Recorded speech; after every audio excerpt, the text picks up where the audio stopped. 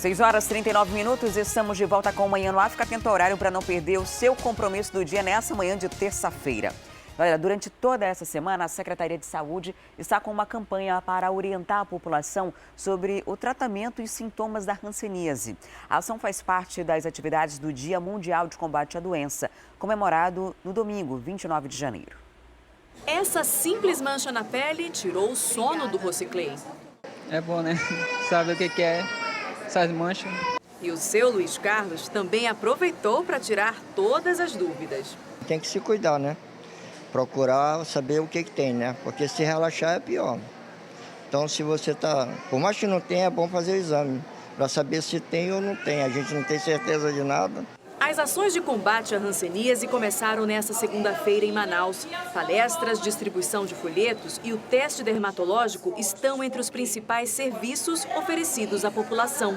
Todas as unidades de saúde da rede municipal darão ainda mais espaço para as ações de combate e diagnóstico da doença. Nós escolhemos do dia 30 ao dia 3 de fevereiro para intensificar em todas as unidades de saúde, palestras educativas, rodas de conversa e principalmente exame de pele. No ano passado, 418 casos da doença foram registrados no Amazonas, 164 só na capital. Em 2005, o estado chegou a ocupar o primeiro lugar no ranking com maior número de casos. Mas em 10 anos, conseguiu cair para a 18ª posição. Apesar da diminuição de novos registros, os números ainda preocupam o Ministério da Saúde. Hanseníase é uma doença secular, que ela vem sendo sempre tratada com muito estigma, mas é importante frisar que é uma doença tratável e curável.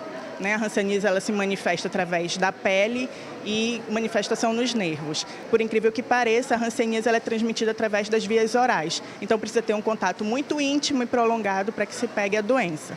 E vale lembrar que não necessariamente todas as pessoas pegam hanseníase mesmo convivendo com uma pessoa que esteja com hanseníase. Entre os principais sintomas da hanseníase estão manchas esbranquiçadas, avermelhadas ou amarronzadas em qualquer parte do corpo, áreas de pele seca, queda de pelos, sensação de formigamento e dormência na pele.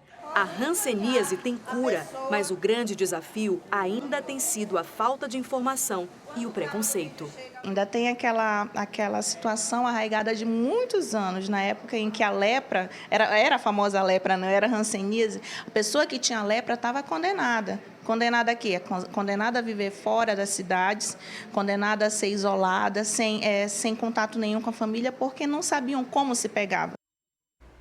Como a gente acabou de ver, no último dia 29 foi comemorado o Dia Mundial de Combate à Hanseníase. De acordo com o Ministério da Saúde, no Brasil, o número de casos novos de hanseníase vem diminuindo ao longo dos últimos anos. Mas, mesmo assim, o país apresentou uma taxa de incidência de 14 por 100 mil habitantes em 2015. Por isso, é bom ficar sempre atento aos primeiros sintomas e buscar tratamento imediato para paralisar o problema. Sobre esse assunto, a gente conversa agora com o diretor-presidente da Fundação Alfredo da Mata, Helder Cavalcante. Seja muito bem-vindo ao Manhã no Ar. Ótimo dia. Muito bom dia. Essa é uma doença que, por muito tempo, quem tinha o diagnóstico era praticamente uma condenação à morte e o isolamento social, imediato. Muitas famílias foram separadas por conta da hanseníase. E em volta, por conta de todo esse histórico, a doença, consequentemente, tem uma envolta de preconceito, E a gente está fazendo essa entrevista para esclarecer sobre essa doença, os sintomas, a prevenção e tratamento e principalmente para tirar esse mito. As pessoas que porventura lá atrás ficaram com alguma consequência física, foram mutiladas por causa da doença, não oferecem risco à sociedade, doutor? É verdade. O Dia Mundial de Combate à Hanseníase visa alertar as pessoas para a necessidade de tratar e curar a doença, ela é perfeitamente curável, mas também para acabar com esse estigma, com essa discriminação, que talvez seja a parte mais difícil de resolver no combate à hanseníase. Ela é uma doença infecciosa, como vimos, facílima de tratar do ponto de vista medicamentoso, os medicamentos são eficazes e curam completamente a doença. Porém, o estigma social permanece, apesar de ter diminuído, e a população precisa deixar de ter medo da doença. Detectar a doença, suspeitando da doença, procurar um serviço médico, fazer o diagnóstico, tratar e se livrar dessa doença. Para deixar bem claro, essas pessoas que elas ficaram com sequelas físicas, que você olha e identifica que houve uma doença como a hanseníase, elas já estão curadas. O problema é que na época não existia o tratamento que existe hoje, né? Desde os anos 80, nós temos esquemas de tratamento completamente eficazes. Significa que tomando a medicação cura. E os casos de mutilação, de absorção de extremidades, de úlceras intratáveis, isso praticamente não existe mais. Então, nos dias de hoje, a doença é tratada, ninguém fica com mutilação e eu volto a dizer, é uma doença perfeitamente, totalmente curável. No ano passado, o Amazonas registrou 418 casos de hanseníase, na verdade esse número é de 2015, em 2010 esse número era maior ainda, né? E havia uma taxa de a cada 100 mil habitantes de cerca de 15 casos. Em 2015 já passou para 10 casos, há uma redução gradativa que vem acontecendo no país inteiro, mas ainda assim, o Amazonas é um estado que preocupa dentro do Brasil, assim, o Brasil a gente sabe que é o segundo do mundo, né, em números de hanseníase, perdendo apenas para a Índia. No caso específico da nossa região, é um número alarmante ainda a gente ter 10 para 100 mil habitantes? A Fundação Alfredo da Mata coordena um trabalho que já dura mais de 30 anos. E esse trabalho, graças a Deus, sempre foi progressivo. O Amazonas já foi, durante décadas, o pior estado brasileiro em casos de hanseníase. Hoje, nós já estamos na 18ª posição. Quer dizer, estamos conseguindo vitórias consecutivas, uma atrás da outra. Porém, o nosso índice ainda é quase 10 vezes acima do aceitável, do desejável e continuamos trabalhando firmemente. Para que o público tenha uma ideia, em 2014 a Fundação Alfredo da Mata supervisionou 25 municípios do Amazonas. Em 2015 supervisionou 40, em 2016 supervisionou 53 e neste ano de 2017 vamos supervisionar todos os municípios do Amazonas. E é isso que vem permitindo diagnosticar mais, tratar mais e quebrar a cadeia de transmissão da doença. Por que o senhor acredita que essa incidência ainda é alta aqui no nosso estado? As razões são sociais. A hanseníase é uma doença que afeta os países muito pobres, de distribuição de renda injusta, com saneamento básico precário, com falta de educação, com condições sociais ruins. Como o Brasil, infelizmente, ainda se insere nisso, nós somos um país relativamente rico, com a distribuição de renda perversa e as populações mais carentes, desestruturadas, se tornam vítimas dessa doença. Tem um ambiente específico que acaba sendo mais propício para a proliferação dessa doença? Os ambientes muito pobres, com falta de tudo que nós comentamos há pouco, se tornam os ambientes muito propícios à disseminação da doença. As áreas periféricas? As áreas periféricas, sem saneamentos, com alimentação ruim, sem acesso à educação, tudo isso predispõe, cria um ambiente favorável à multiplicação dos casos. Ou seja, as pessoas adoecem, não são atendidas, não têm entendimento do que está acontecendo e terminam por contaminar. Primeiro, os seus familiares, as pessoas que residem no mesmo ambiente. Depois, os vizinhos. E isso vai crescendo, crescendo. Então nós temos lutado muito pela divulgação das informações, pela prestação de serviço, pela realização de mutirões.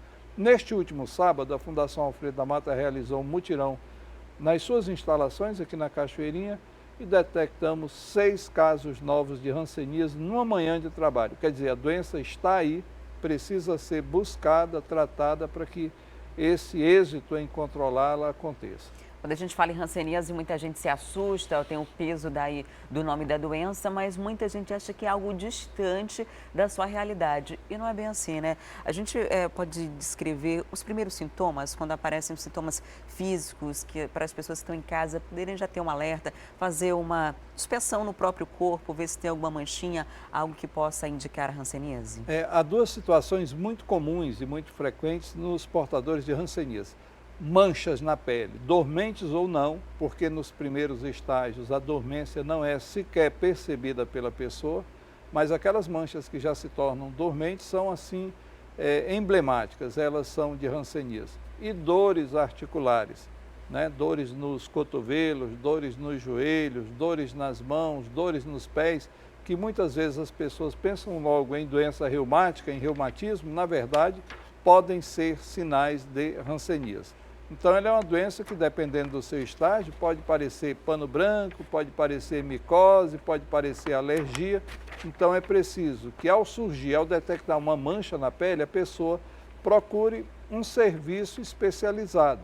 E aí há técnicos, enfermeiros, médicos treinados que vão, com facilidade, detectar, suspeitar e aí, se necessário, indicar exames como biópsias, provas laboratoriais, alguns exames de sangue que facilitam e possibilitam o diagnóstico preciso da doença. Eu estou aqui com um cartaz que mostra algumas dessas manchinhas, né? E dá para a pessoa identificar em casa as manchas que podem aparecer, né? Algo que possa identificar no seu próprio corpo. Não são necessariamente manchinhas brancas, né? Podem ser manchinhas vermelhas, como a gente está vendo aqui. Essas manchinhas já estão no estágio mais avançado ou logo no começo, quando ela começa a se manifestar, já é nessas características aqui? Normalmente começa como uma mancha branca, uma mancha sem sintomas e sem dormência até.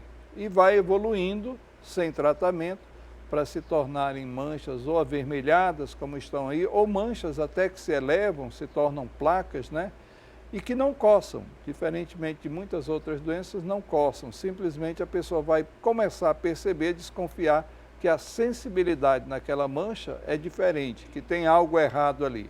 E antes que isso aconteça, ou se já estiver acontecendo, a conduta é procurar uma unidade básica de saúde, uma policlínica ou a própria Fundação Alfredo da Mata, para ter o exame clínico realizado. É uma doença fácil para o técnico, para o médico treinado, é muito fácil de diagnosticar. Existe alguma área do corpo em que essas manchinhas aparecem com mais frequência?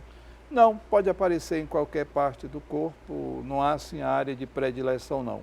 Um outro sintoma, nos casos mais graves, é quando você começa a notar que a pele está ficando inchada e de modo permanente. Orelhas mais inchadas, dedos, mãos mais inchadas, todos esses aspectos podem ser sinais de hanseníase. A gente, inclusive, preparou uma arte também para mostrar algumas desses sintomas para você poder identificar com mais facilidade, né? A gente tem aqui alguns perda de pelos, isso acontece na cabeça? Não é a perda de pelos é uma das características que a gente observa em alguns casos. Naquele local afetado, na mancha, por exemplo, nas pessoas que têm pelos, pode acontecer de cair pelos, mas não é um sinal assim obrigatório. Pelos caem por várias razões, não só por hanseníase. Eu diria, aliás, que hanseníase não é uma das doenças que mais comumente causam queda de pelos. Aí a gente tem a dormência que já falamos, essa perda de sensibilidade térmica, assim, dessa alteração de temperatura, apenas no local em que há mancha que você tem essa perda, ou no corpo inteiro? Bem, você começa a notar, além da dormência, que é um sinal cardial, quer dizer, um sinal muito importante, muito característico, muitas vezes naquele local também não sua. Você observa que o suor, sua pele pode estar suada, seu braço, sua perna, mas naquele local afetado, o suor não acontece. Isso pode ser um sinal também. Muitas vezes, em estágios mais avançados, você pode apresentar caroços na pele, né? Você sente que tem caroços embaixo da pele, nódulos, né? Você pode notar a dormência, que eu volto a dizer é o sinal mais importante, e a cor da mancha, que não tem importância maior. É uma mancha, pode ser uma manchinha clara, branca, pode ser uma mancha vermelha, e essa coisa da cor, da tonalidade, não é muito importante. O importante mesmo é a perda da sensibilidade, é a anestesia, a dormência. Agora tem um detalhe, para que esses sintomas apareçam, normalmente a pessoa já foi infectada há muito tempo, né? O período de incubação da hanseníase é bem longo, né, doutor? Se aceita como algo em torno de 7 anos, desde o contágio, desde que a bactéria chegou na pessoa, no organismo, até a manifestação de sinais. Durante 7 anos você não sente desconforto nenhum relacionado à doença, normalmente? Essa é uma das questões, porque a doença, a princípio, não causa grandes desconfortos, não é? Mas com o evoluir, ela vai trazendo problemas, porque esses aspectos que nós estamos falando aqui se referem mais à pele, mas a doença acomete principalmente nervos. Aliás, as alterações que aparecem na pele são por conta do acometimento nervoso. Então pode haver deformidades, a perda da sensibilidade nas mãos e nos pés faz com que a pessoa se queime, se machuque sem sentir dor. E às vezes a gente vê pacientes, clientes que apresentam uma bolha na mão e não tem lembrança de ter queimado. Na verdade ele queimou, não tem sensibilidade, não percebeu e quando ele nota já é uma bolha na mão. E é isso que vai fazendo com que os dedos dos pés, das mãos, as úlceras nos pés em especial, aconteçam porque a pessoa não percebe. E quando percebe é porque já cresceu, já está chamando muita atenção. Então, o sinal cardial, é perda de sensibilidade. Isso que leva às mutilações, a dedos encurvados, a feridas que se repetem e vão absorvendo as extremidades. Só para a gente encerrar, como a doença é contraída? De que forma? É através da contaminação pela voz, pelo ar que sai das nossas narinas, pelo ar que sai da nossa boca. A bactéria, o germe, se transmite através das vias respiratórias. É por isso que a doença se manifesta mais entre os familiares. Um está doente, tem capacidade de transmitir e convivendo no mesmo ambiente, claro, tem muito mais chance de adquirir a doença do que aquelas pessoas que estão mais distantes, por exemplo, no trabalho. Mas é bom lembrar que há 4 formas da doença, 4 aspectos clínicos principais, e apenas 2 dessas formas têm capacidade de contaminar outras pessoas. Mas todas elas são perfeitamente tratáveis, com medicação disponível na rede pública de saúde, sem nenhum custo. E volto a dizer, o tratamento é 100% curativo. Muito obrigada por sua visita aqui no Manhã no Ar, por trazer esses esclarecimentos para a gente. Muito obrigado pela oportunidade de divulgar isso, que é muito importante ainda para a população do Amazonas. Recebemos aqui o diretor-presidente da Fundação Alfredo da Mata, Helder Cavalcante. E olha, agora a gente vai falar de um caso aí de um médico que perdeu o direito de trabalhar, acusado de mutilar mulheres durante cirurgias plásticas em Manaus e em Porto Velho. O médico Carlos Jorge Cury teve o registro cassado pelo Conselho Federal de Medicina. Vamos ver na reportagem de Nayandra Amorim e Nívia Salgado. O médico foi indiciado em 2013. Na época, ele foi acusado de causar lesões e deformar pelo menos 30 mulheres em Manaus e Porto Velho. As vítimas também sofreram complicações graves no pós-operatório. De acordo com o Conselho Regional de Medicina, Cury não era especialista e não tinha qualificação para realizar as cirurgias plásticas. 2 processos já foram julgados pelo CRM, que decidiu pela cassação do registro médico. O Dr. Cury tem aqui no Conselho Regional de Medicina, CREMAN, vários processos, em torno de 20 processos. Um está em fase de recurso e o outro houve confirmação a respeito realmente da sua cassação. A defesa do médico recorreu ao Conselho Federal de Medicina, que foi unânime ao decidir manter a cassação de Carlos Jorge Cury. Mesmo com a cassação, o médico Carlos Jorge Cury ainda responde a outros 18 processos aqui no Conselho Regional de Medicina. Um deles corresponde a uma paciente que realizou uma cirurgia plástica, mas morreu 1 ano após o procedimento. Ao nível de conselhos, realmente nós estamos aguardando realmente a confirmação oficial, para que façamos realmente todo o trâmite aqui no nosso regional. E agora vamos voltar lá para o centro da cidade, na cadeia pública Raimundo Vidal Pessoa, onde nesse momento acontece uma revista da Polícia Civil, Polícia Militar, com reforço também das forças do governo federal, das Forças Armadas. Vamos ao vivo com Danilo, que está por lá. Danilo, tem alguma novidade para a gente? Oi, Adriane. Pois é, a gente agora está posicionado aqui na Avenida Duque de Caxias, um pouquinho mais próximo aqui do local onde está acontecendo a revista, na cadeia. A gente tenta mostrar para você aqui, ali atrás fica o caminhão do 6CC, que é o Comando Integrado de Comando e Controle, que é interligado ao SSP, muitos policiais ali na frente, justamente ali para poder fazer esse trabalho, e é uma operação especial mesmo. Porque, olha, já como as Forças Armadas, como você falou, o Exército está comandando também essa operação, foi por conta disso que todas essas áreas foram interditadas para também ter mais o espaço para eles trabalharem, já como é muitas pessoas, muito contingente, muito policial. Agora, quem fica a mercê, quem fica preocupado são os familiares. Nós estamos aqui do lado da dona Denise, que é uma parente de um familiar, o esposo dela está detido aqui. Dona Denise, a senhora soube agora desse momento, foi surpresa, não foi? Foi surpresa que eu não sabia, porque nós estamos fazendo uma campanha, né? Todas as 10 horas da noite, eu saí daí, praticamente era mais 11h30 da noite, estávamos fazendo uma oração junto com o pastor Marcos, ficamos aí até 11 horas, 11h30, fizemos a nossa oração, fomos para casa, e eu soube agora pela televisão, né? E vim pra cá. Aí já vim para cá, porque daqui eu já vou lá na SEAP fazer a entrega de material deles, porque é para lá, né, que a gente tem que deixar. E me surpreendi com essa Força Nacional aí, mas eu creio que seja para benefício deles, né, para ver se não tem armamento nem nada. E eu até agradeço, porque é bem melhor que eles façam isso mesmo, porque às vezes podem adentrar com drogas, com armas, e para a segurança deles eu fico até feliz. Agora, a senhora está sem ver o seu esposo desde o CDP, né? Já que aqui a visita só vai ser liberada em fevereiro. Como é que a senhora está conseguindo se comunicar com o seu marido? Só tenho mesmo a comunicação com as assistentes sociais da SEAP. Elas que passam todas as informações para a gente, quando nós vamos lá, dia de semana, entregar material. Só elas que possam passar essas informações para a gente. Só ela, porque nem o advogado dele não pode entrar, né, para falar com ele a respeito. Eu só sei que antes de acontecer a chacina, ele estava bem.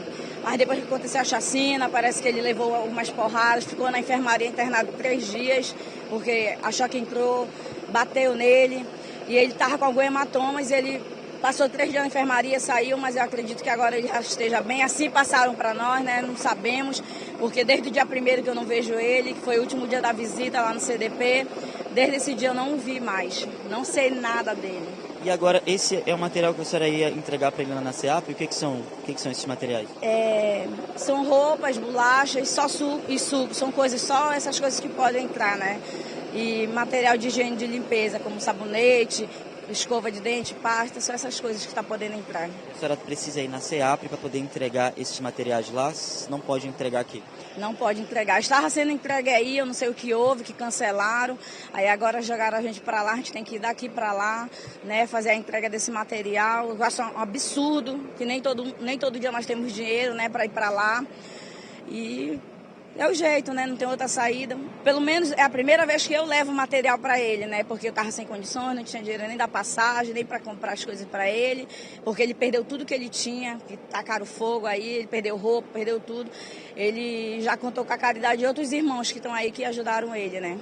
Entendi, dona Denise. Muito obrigado, viu, pelas suas informações. E a gente também aguarda informações da polícia para saber se está tudo certo, se está tudo bem nessa revista, viu? Muito obrigado.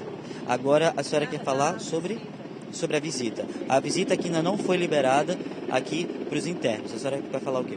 Eu acho um absurdo, porque quantos mais dias se passarem, mais eles vão ficar eufóricos. Eu acho um absurdo eles deixarem só para o final de fevereiro.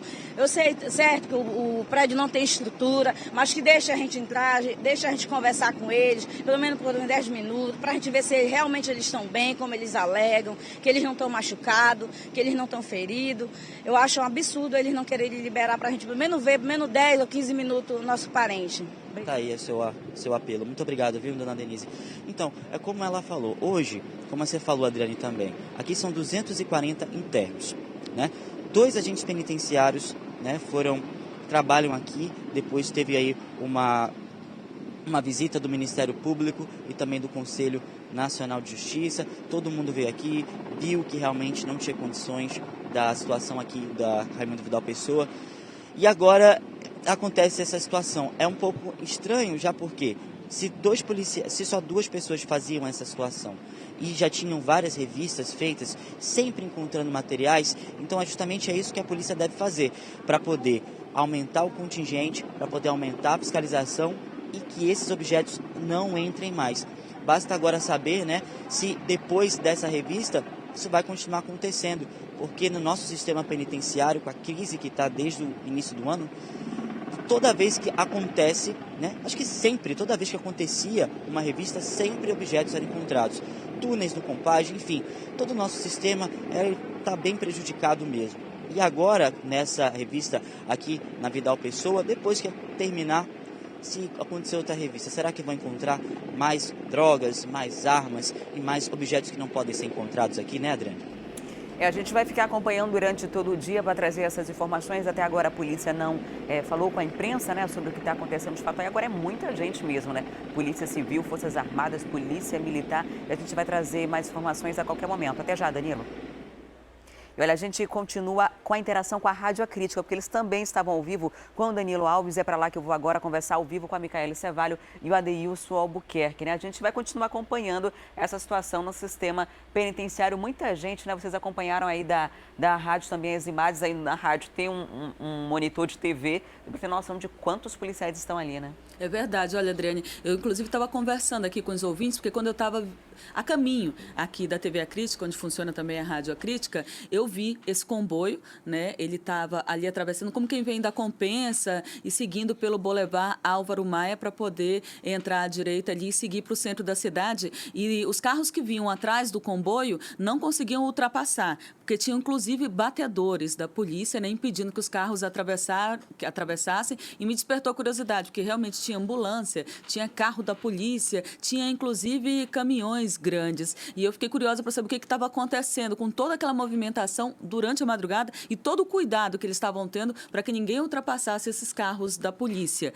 E aí, logo em seguida, a gente ficou sabendo aqui que era justamente, eles estavam indo, né, todos esses carros, em direção à cadeia pública Raimundo Vidal Pessoa. Queria agradecer aqui aos ouvintes, né, Deus, que participaram com a gente, dando todas as informações também desse deslocamento, né, para o centro da cidade e como é que está a situação no centro. A gente acompanhou ali já a família, né, de detentos. Realmente eu acredito que a partir de agora eles comecem a se deslocar para o centro. A preocupação desses familiares é que ocorra algum tipo de manifestação por parte dos presos, que eles reajam de uma maneira mais agressiva e que se possa dar início a um tumulto lá dentro. Esse é o medo no caso das famílias e a gente torce para que nada disso aconteça, né? Ah, sem dúvida nenhuma. Tomara que seja da forma mais pacífica possível todo o trabalho aí do Exército, dessa força conjunta que está acontecendo neste momento lá na zona central de Manaus. A gente aproveita também para ressaltar, não só para quem está acompanhando você na TV Acrítica, vai sair de casa, por exemplo, do Educandos, Santa Luzia, Morro da Liberdade, bairros da Zona Sul e adjacências, assim como também da Zona Central, que possa evitar neste momento a 7 de setembro. Por exemplo, quem sai ali do centro de Manaus, uma opção é a Tarumã, que passa pela Praça 14 e dá acesso ali à Cachoeirinha. E para quem sai da Cachoeirinha, desses bairros da Zona Sul de Manaus, a opção normalmente quem iria ali por trás da cadeia pública Raimundo Vidal Pessoa, a opção nesta manhã de terça-feira, chuvosa em alguns pontos de Manaus, a opção é ali a ponte do Educandos, que dá acesso diretamente à zona central da capital do Amazonas. A gente até agradece a Carmen, todo o apoio do Manaus Trans, que são parceiros da nossa equipe nesta manhã de terça-feira. Adriane. Tá certo, Adeilson. Olha, eu acho difícil que os presos se rebelem, afinal de contas, tem muita polícia, dá praticamente um policial para cada preso. Acho difícil ter esse tumulto. A gente espera que essa revista, né, essa varredura completa, encontre o que tem que ser encontrado nessa cadeia e que se resolva essa situação, né? Porque é um presídio que está funcionando de forma improvisada desde que houve aquele massacre do Compage. Agora a gente vai mudar de assunto, falar sobre mudanças nas secretarias do governo. A gente já mostrou algumas mudanças no setor de segurança e agora o setor de saúde. Pedro Elias confirmou que vai deixar a Suzano. É isso mesmo, olha, ele confirmou ontem que vai deixar e aí ficou todo mundo se perguntando quais seriam os motivos. Numa entrevista para o nosso jornal A Crítica, ele comentou que disse que chegou a um limite e que precisa cuidar da saúde e de assuntos pessoais. Ele disse aí que enfrentou a pior crise financeira e política da história do Amazonas e que isso acabou trazendo consequências para ele. Ele precisa dar aquela parada para cuidar da saúde. Ele que estava aí como secretário de saúde desde junho de 2015, antes disso estava como diretor-presidente da Fundação de Coração do Francisca Mendes, e aí começa toda uma especulação de quem vai assumir o cargo, né, dos nomes que poderiam assumir o cargo. Agora, só um detalhe, hoje o Pedro Elias ainda participa aí de um compromisso, né, ele vai comandar a reunião do Conselho Estadual de Saúde, onde ele é presidente, por conta disso ele deve ainda hoje assumir esse compromisso como secretário de Saúde do Estado aí. Nessa reunião devem ser avaliados os primeiros 8 meses, né, referentes aí a aplicações financeiras, a investimentos mesmo, e tudo que se refere à saúde do Estado no ano passado, no ano de 2016. Agora vamos falar, todo mundo comentando, quem são os nomes aí que podem assumir. Antes de tudo, vamos falar de um nome que não deve assumir esse cargo, que é justamente aí um que foi citado já por algumas pessoas do governo, que é o do... não deve ser o Grijó, né? O nome do Grijó foi totalmente descartado, do Arnaldo Grijó, isso porque ele responde a processos aí no Tribunal de Justiça do Amazonas pelos crimes de improbidade administrativa e enriquecimento ilícito. Agora, quem será que está na fila? Você faz alguma aposta, Adriane? Vou citar aqui já, mas você acredita que tem algum nome aí que deve ser recomendado para a Secretaria Estadual de Saúde?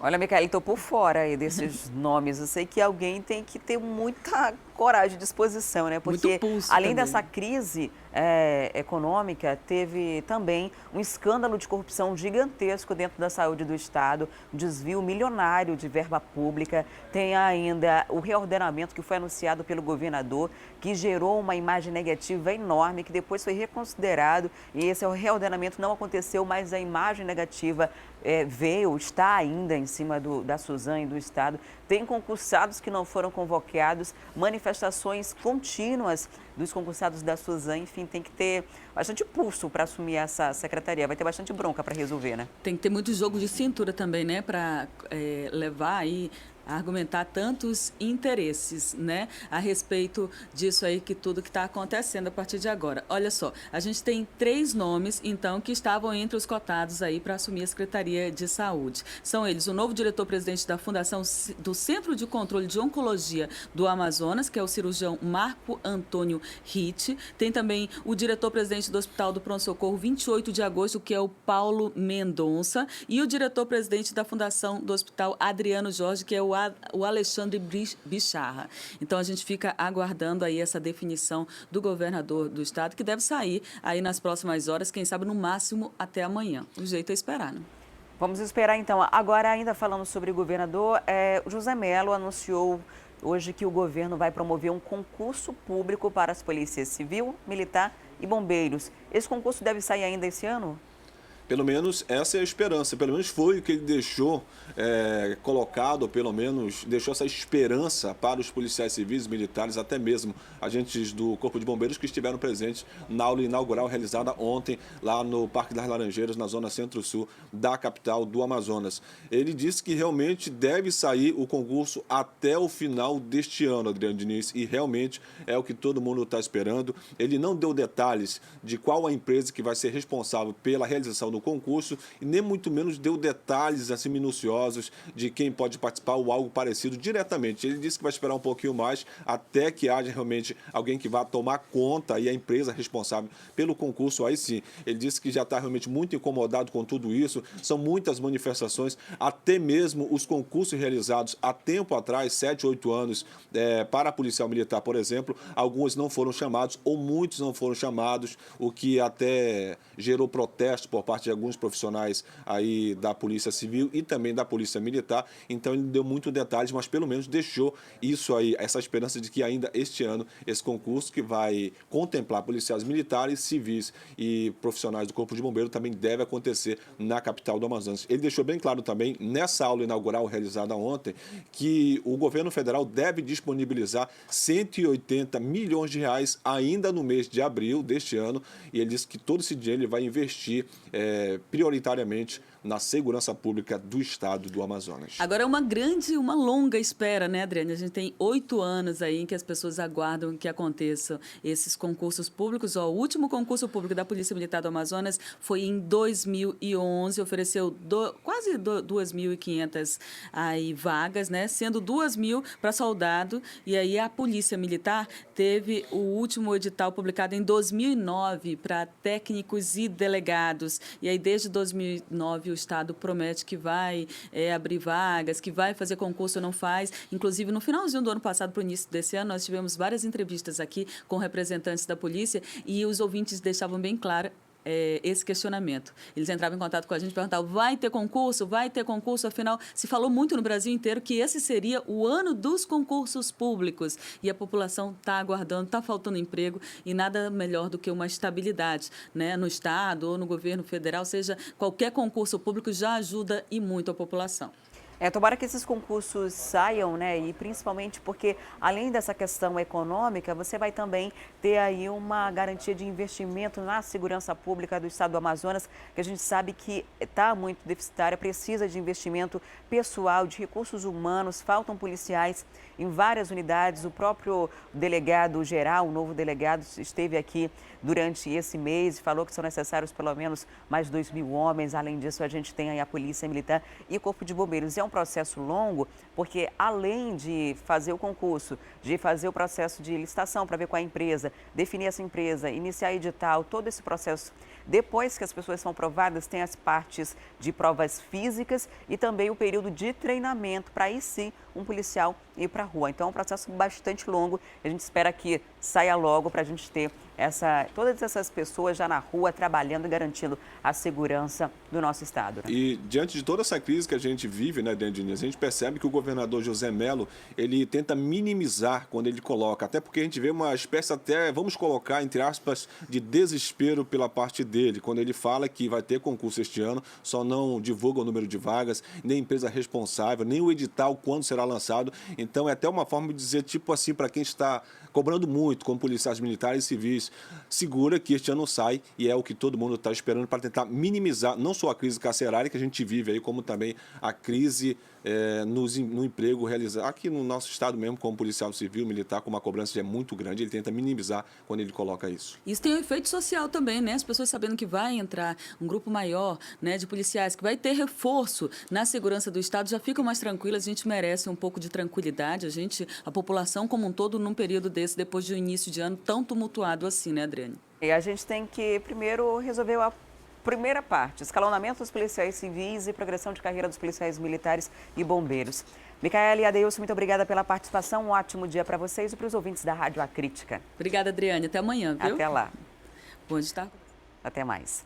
E atenção, estudante, você que foi aprovado na Universidade Federal do Amazonas, fique atento porque o prazo para a matrícula de candidatos classificados no PSC começou ontem. Sobre esse assunto, eu converso ao vivo com a Larissa Santiago. Oi, Larissa, bom dia. Quais os documentos os classificados precisam levar para realizar essa matrícula? Oi, Adriane, bom dia para você. Meu bom dia mais do que especial para você de casa, que acordou cedinho.